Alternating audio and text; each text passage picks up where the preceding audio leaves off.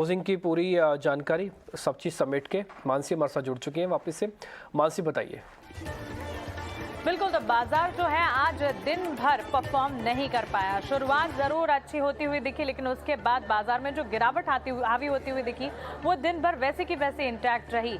खबरों के लिहाज से अगर देखें तो सीमेंट प्ले था जिस पर नजर रही, क्योंकि अल्ट्राटेक सीमेंट की तरफ से जो केपेक्स प्लान की खबर आती हुई दिखी उसके ठीक बाद अनुमान भी यही लगाया जा रहा था कि सीमेंट स्पेस जो है इससे एक हद तक कंसर्न्स बिल्टअप होते हुए दिखेंगे, उसमें कमजोरी आएगी। और बाजार के खुलते के साथ ही हमने देखा कि सीमेंट से जुड़ी तमाम कंपनियों में लाल निशान के साथ बिकवाली का दबाव देखने को मिला। जेके सीमेंट 8% टूटता हुआ, अल्ट्राटेक में 5% की गिरावट, इंडिया सीमेंट 3% टूटता हुआ, ग्रासिम में भी बिकवाली का दबाव रहा।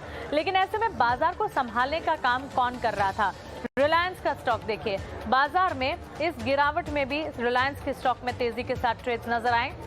2% की ही सही, लेकिन क्लोजिंग भी जब हम देख रहे हैं रिलायंस में अच्छी तेजी के साथ ही कामकाज जहां पर नजर आ रहे हैं। इसके अलावा Infosys, of course technology space, IT sector ही था जो कि आज बाजार को संभाल रहा था। इसके अलावा तमाम सेक्टर्स, तमाम पॉकेट्स में लाल निशान के साथ कमजोरी हावी होती हुई दिखी थी।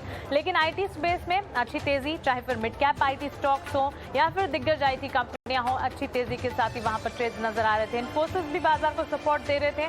रिलायंस के ठीक साथ साथ इन्फोसिस में भी हरे निशान के साथ ही ट्रेड्स नजर आए। अपनी टीवी स्क्रीन पर आप एचसीएल टेक भी देख रहे हैं, करीब आधे % की तेजी दिखाते हुए। एलएनटी, एचयूएल, टीसीएस जैसे काउंटर्स इस सूची में शामिल रहे जहां पर बढ़त के साथ कामकाज दिखा। लेकिन बिकवाली जो थी, आईसीआईसीआई बैंक के स्टॉक में सरप्राइजिंग गिरावट के साथ ट्रेड।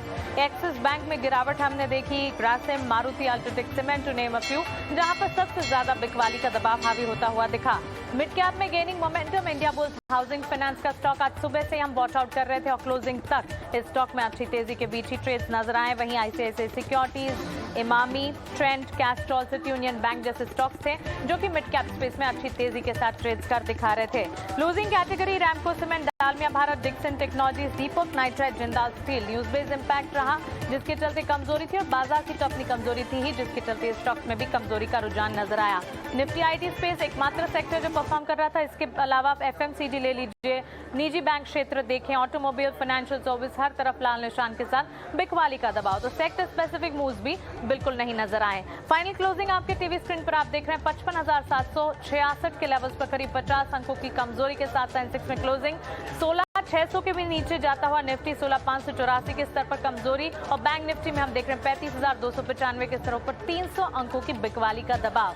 अब आने वाला हफ्ता काफी ट्रिगर्स है, आरबीआई की क्रेडिट पॉलिसी है, ऐसे में बाजार किस तरह के रिएक्शन दिखाएगा देखना काफी इंपॉर्टेंट होगा। हमारे तमाम टेक्निकल एक्सपर्ट्स का बहुत शुक्रिया हमारे साथ जुड़ने के लिए। और फिलहाल क्लोजिंग कॉल्स में इतना ही, लेकिन आप बने रहें ईटी नाउ स्वदेश के साथ। नमस्कार।